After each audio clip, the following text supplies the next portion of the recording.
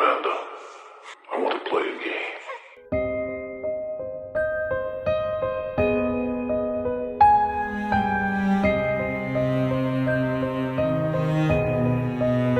Hey horror freaks, welcome back to my channel. My name is Amanda. As you can see from the title, today's video is my full review with spoilers of Hell of a Summer. The film is currently available in theaters, and as always, all my reviews are with spoilers, but if you don't want them just to see if this was worth it or not, in the description box down below there you're going to find my spoiler-free review because I'll give you guys two options. Given that good disclaimer, let's get into the video. Hell of a Summer follows the counselors of a summer camp are terrorized by a masked killer. This is a comedy horror slasher that is set on a summer camp, and to quickly summarize it, the film follows Jason. He is a camp counselor at Camp Pineway. He is 24 years old, and everyone is questioning why the hell he at 24 years old is still going to camp. We can see that he's having some troubles with his life, but he is very enthusiastic with being a counselor again at the camp. We quickly meet the rest of the counselors. They're getting ready for all the kids that will be coming on the upcoming days, and they are waiting for the owners to see what they can do, but they left a note to Jason saying that they had an emergency, they needed to go, but he is in charge until then. So they end up just spending the day at the lake and then at a bonfire. But once the night hits, a masked killer appears and he starts to get rid of some of the camp counselors. Once they realize that one of them is dead and there is indeed a killer here, they all freak out. They get into one cabin, but eventually they have to go out to get their phones because at the beginning they have to give their phones away since it's part of the rules. They try to go and find them, they don't. They try to leave in their cars, the cars don't work. The night continues, they get separated at some point, they go back together, and we eventually get to the reveal of who is the person behind the mask, or who are. Because we have two killers. They make you believe for the majority of the film that it's only one, but eventually we get to two. Unfortunately, this was a very anticlimactic moment, I'm not gonna lie. So once we get the reveal and the whole motives and the whole speech behind it, it's up to the survivors to kill these two and try to run away, and they are successful. They are able to kill the two killers, they are a couple, and at least half of the camp counselors survive. And at the end, Jason, now he has decided that he has to take the responsibility of the camp, since we also learned that the killers, they kill the owners. We see that at the beginning of the movie, but Jason doesn't realize this until he finds their bodies in the woods. And the film concludes with him wanting to take responsibility over camp. He shares a kiss with his romantic interest throughout the movie, and the film concludes. So you could be thinking, damn, that was pretty simple, straight to the point, because that's how the film is. Getting into my review. This is a film that if you are into Gen Z comedy and humor and those type of jokes, you're going to have a blast. But on the contrary, if this is not something that you like, you're going to have a bad time in the theater, and maybe you want to get out even before the credits start to roll. If I had to compare with one movie, it's gonna have to be Bodies, Bodies, Bodies, that came out a few years ago by A24. This film follows a group of Gen Zers that they get stuck in a house with a hurricane coming, and there's a killer in the house. Not everyone liked it because of that humor, and that is completely understandable. This is not for everyone, and that's fine. So if you're into that, you're gonna like this. If you don't, then you won't. When it comes to the story, unfortunately lacks originality by a lot.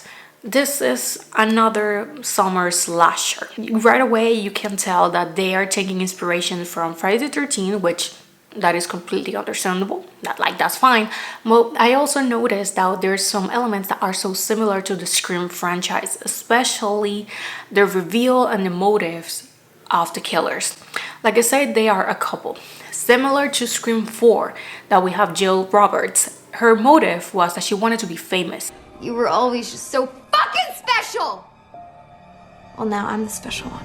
Here, the same. But the difference is that Jill is an actually good character. She is well played by Emma Roberts. And you can like her character and you can understand, and she is a badass killer.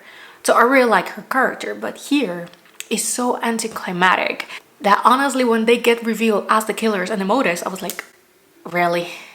Because the thing is that the film at least makes it very hard for you to guess who is the person behind the mask. The majority of the film you're thinking that it's only one, but once it gets revealed that it's two, for me it was impossible. I wasn't able to guess who were the killers because they did something similar to Scream 6. They fake their own death. So once they are out of the equation, you're not going to even think about them. Hey, roomies.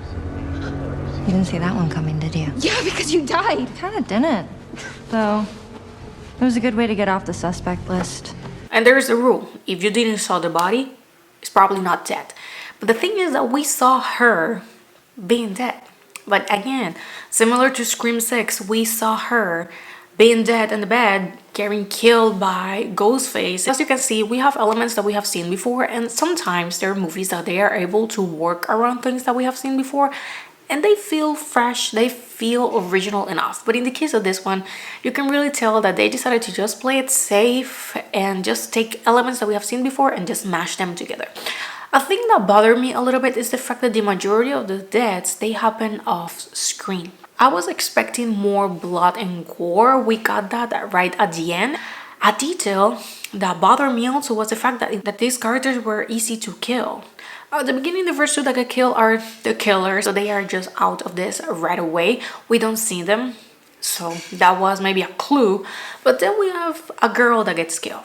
She doesn't run, she doesn't hide, she gives nothing. She just screams straight to the camera and we know that she's dead, and then we see what is left of her. But I was expecting a little bit more, maybe a little bit of a chasing scene.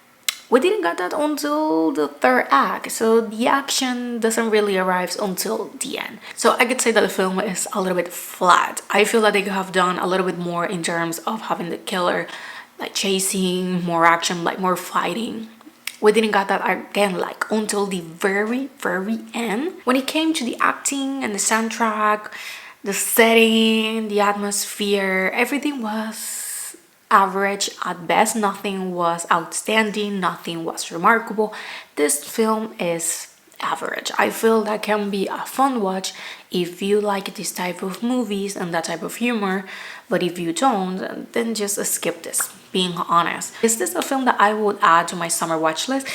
For my personal watch list, no, but I am pretty sure that once I do my summer watch list for this year, I'm just going to put it there because I do want to follow and watch that one. But at least for me, I don't see myself rewatching this movie or recommending it, to be honest. I didn't hate it, I didn't had a bad time, but definitely I was expecting a little bit more. At the end of the day, for me, this is an average horror movie that can be either a fun watch or a horrible experience, but it's just straight in the middle, and probably I am going to forget about it by the end of the year. So for me, this one will be a 3 out of 5 and a 6 out of 10. With this, I have ended the video. Thank you so much for watching. Let me know down below if you watched this movie. What did you thought? Did you like it? You didn't? Which one is your favorite summer slasher? For me, it's Friday the 13th from 1980 is my favorite horror movie. It's the one that got me into horror. So of course, that is always going to be my number one. But let me know down below which one is yours. Thank you so much for watching, and I will see you guys on my next video. Bye. Game over.